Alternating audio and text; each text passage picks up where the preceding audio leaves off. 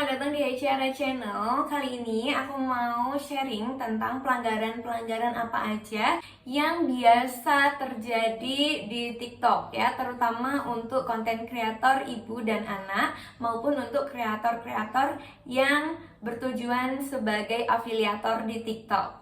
Oke, yang pertama yang pernah aku alami adalah munculnya label pengiriman di video unboxing. Jadi di video unboxing kalian tuh benar-benar nggak boleh munculin label pengiriman kecuali kalian tutup dengan stiker.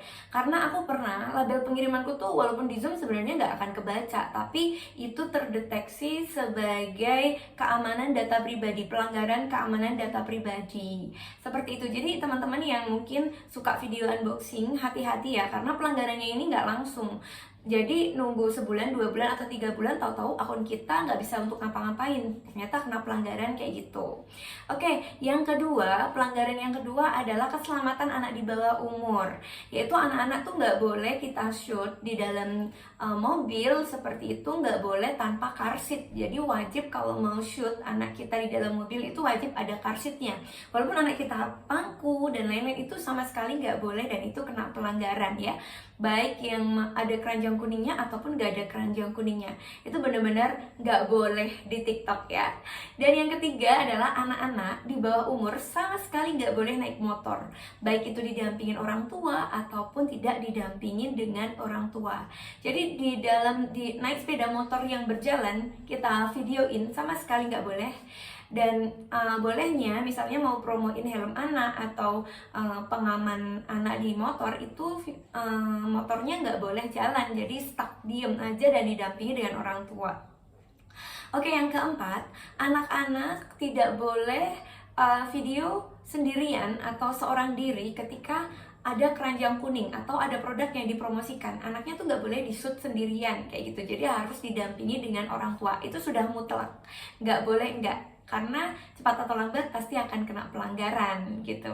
Nah, yang kelima, hati-hati apabila kita mempromosikan produk-produk seperti essential oil anak dan juga krim anak, karena kita harus melihat di sini anak-anak tuh TikTok konsen banget tentang aurat anak. Jadi yang boleh di-shoot itu bagian tangannya, bagian tengkuknya, kemudian bagian telapak kaki. Jadi bagian-bagian yang tidak private itu boleh di-shoot. Tapi kalau misalnya kita kayak punggung anak, atau misalnya anak-anak dengan pampers doang, pakai baju sih tapi pakai pampers doang, itu bakalan kena pelanggaran. Atau sebaliknya, anaknya pakai pampers doang nggak pakai baju, itu juga di-upload bakalan kena pelanggaran sih, cepet atau lambat gitu. Jadi kita harus make sure anak kita itu dress well ya, anak kita dalam keadaan dress well seperti itu.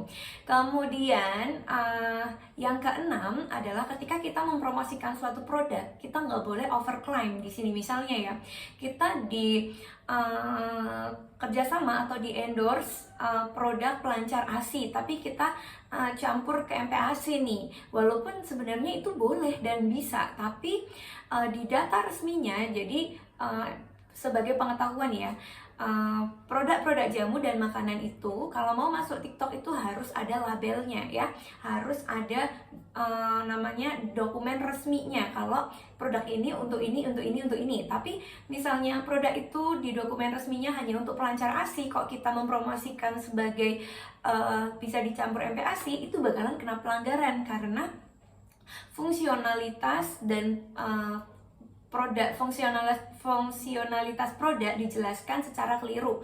Aku juga pernah kena yang itu, kena pelanggaran yang itu gitu. Jadi kalian harus hati-hati.